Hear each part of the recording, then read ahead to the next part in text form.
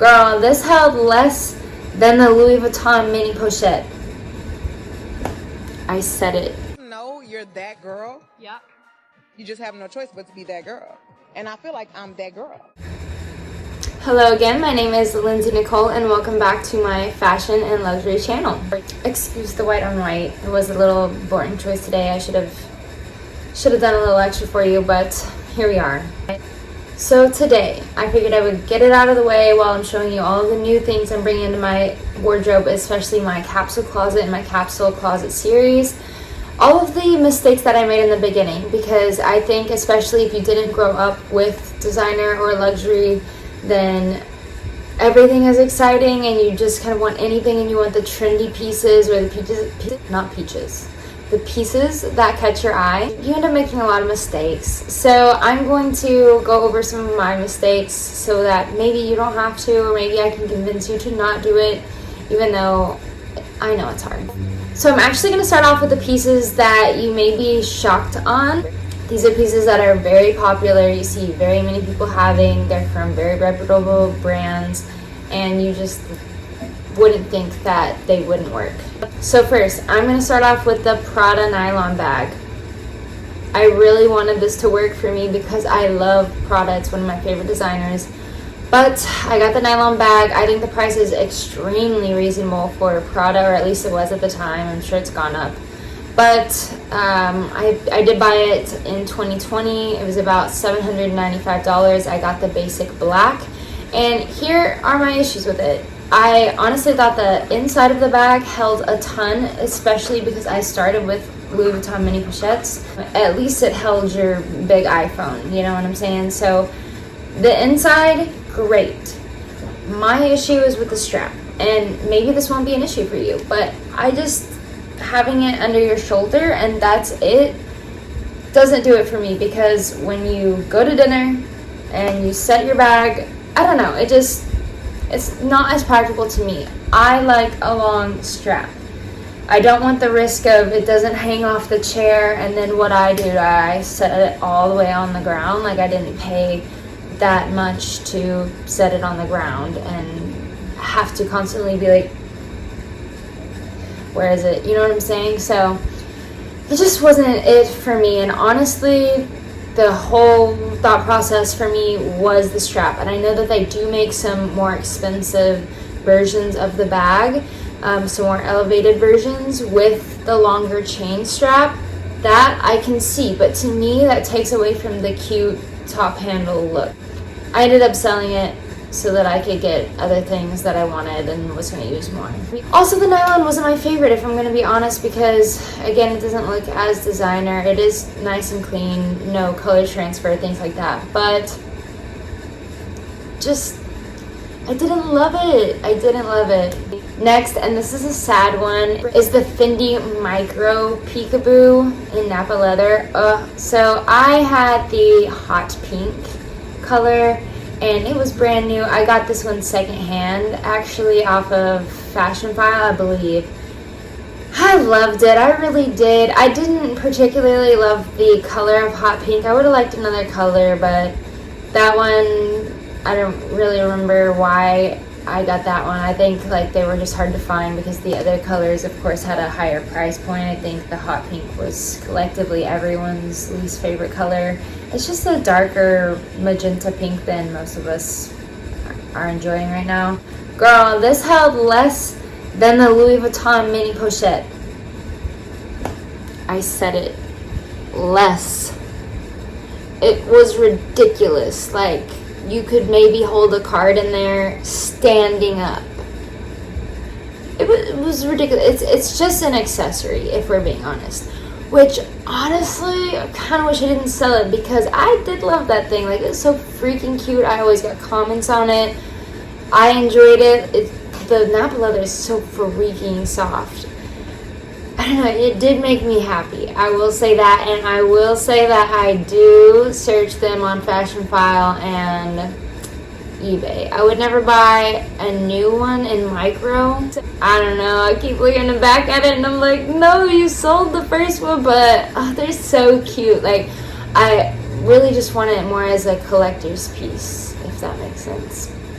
So I think about it a lot, but I guess my point is back to the capsule building closet.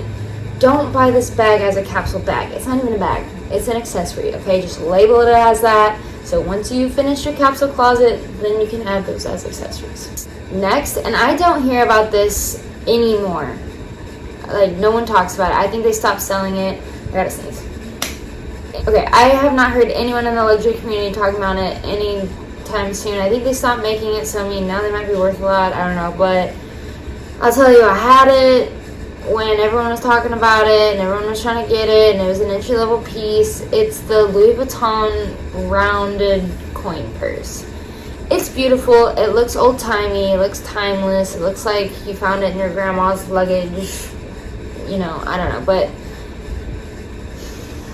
you know, nobody be using coins. I mean, maybe if you are traveling. I am stationed in Hawaii, so if I went to Japan and I was using more coins, I went to Europe and I was using more coins, or if I was from those countries that often used coins, great. Like, very fun piece.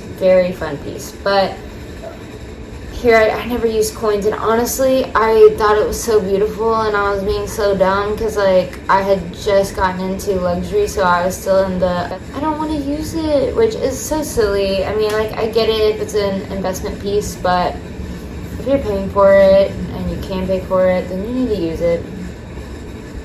I know it's hard, but we need to use it, or it's a trick, you know. I was just never using it. I was just staring at it, and it was just like, I'm just staring at $600 or whatever it was. So I ended up selling it, probably to buy the micro fendi purse. Next, we've all seen the videos, we've all seen the hacks. Buy kids designer shirts, and you can wear them. I did it multiple times. Not worth it. Not worth it to me. Okay, like, yeah, you can fit in it, you'll be able to fit in it, but it's just not gonna look right. Like, I mean, right now I'm wearing an extra small when I really should be wearing a small, and like, you see how the cap sleeve is smaller. You know, sometimes I buy kids clothes, but you know, normally like the sleeves don't fit, they're real tight, and it looks kind of funky. So not only are you gonna have that issue, but honestly, I don't know if they purposely do something different to kids' clothes, like they don't put as much into it, but I had really bad experiences with the kids' clothes. Like, I got a Gucci shirt, and it was just a graphic tee, but the graphics were, you know, cracking and peeling off, and I really didn't wear it that often. I got a Balmain shirt, and it got grease spots on it from I don't even know what. Like, I swear I didn't do anything out of the ordinary in that shirt. I honestly would just wash it, and I think that somehow the detergent just made some spots that would never come out, so I don't know. And then I also had a Balmain shirt that had a shiny strip on it, and it just crinkled up and like scratched, and I don't know, and like I said, it either fit too small, like this shirt, or if it way too big and it was like skater chic, and I don't know, it's not worth it, honestly. And it's really hard to get the sizing chart correct, because, you know, unless you have one or a sibling, I don't know what a 14-year-old is like. I don't know what a 12-year-old is like, because that's all it says on the sizing chart is like 12 years, 14 years. Number one, I have no idea. Number two, I can tell you from ordering a 14-year-old Balmain shirt, I'm like, who?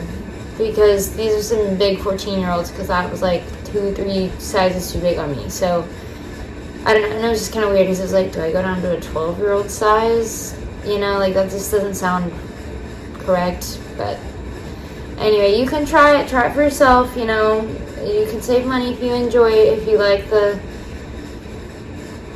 if you really want a t-shirt, but it never panned out. I mean, when you take the shortcuts like that, it usually doesn't pan out. Next, I got this Prada longer wallet. I'm not sure the exact name, but it was in orange. It had a huge, beautiful Prada logo on it. I think I also got that one secondhand from fashionfile.com. And I loved it, but I personally don't want to carry around the long wallets. Kind of like the same reason for the Prada nylon.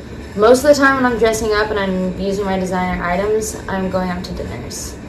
Or, you know, I don't know, walking around a museum or something like that. So it's like, what do I do with it? You know, if I'm walking around, I can have it in my hand, that's fine. You know, it's a little annoying because you're constantly like holding something or having it under your arm. And I don't really like having that near my deodorant and stuff because I do live in Hawaii, so most of my outfits don't have sleeves. But yeah, so if I am going out to dinner, then it's like, what do I do? Do I have it on the table with all the food, or do I set it under my seat, or am I sitting on it? You know, it's just like, I don't want to constantly have to look and see where it is. And I don't wear big purses. I only wear mini purses, so I wouldn't have a purse to put it in. So that one was sad, but again, I knew that it was just gonna sit there, and I am very minimalistic, so just on to the next. Last but not least that I can remember, because I am sure there are other pieces that I am just simply forgetting. Actually, I just remembered another one. But anyway, yeah, I feel like I was trying to make my list, and I honestly feel like I've sold more than I have kept, just because, I don't know, yeah, like I said, I think I was just so excited at the beginning to just get my hands on anything, and then you realize that the shortcuts burn you. Don't do it. Don't get the trendy stuff, get the timeless pieces. But anyway, so this one was a really nerdy purchase. So one of my jobs has to do with aviation, and Chanel had like an airline series, I guess, and they had these Coco Chanel airplane keychains, and so I got one of those for way too much for a freaking keychain, but it was my only Chanel piece ever. I still don't have another Chanel piece, but I did have that, and I did love it, but it kept breaking. The little silver ring on it kept coming undone, and I was just terrified that, because I had it on my travel backpack, and I was just terrified it was going to fall off and I wasn't going to know, and so I just got really paranoid about it. But it was like, I don't want to put it in a box.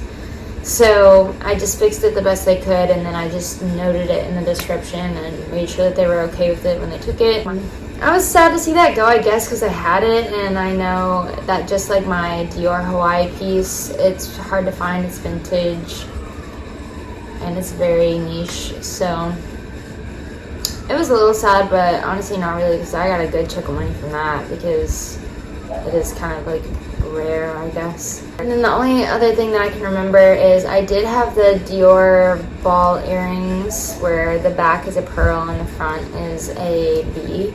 But honestly, I don't know, my ears just were not liking that. They would get kind of like itchy, and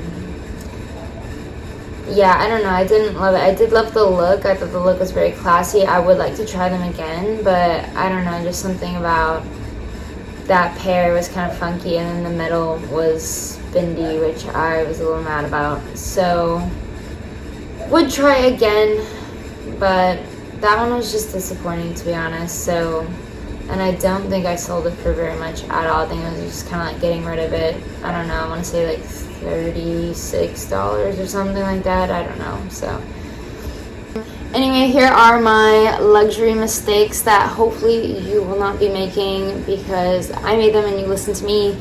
So if you like this content, more luxury unboxings, luxury mistakes, advice, lookbooks, please like and subscribe here. I have new videos every Monday and Friday, including lots of shorts. Until next time.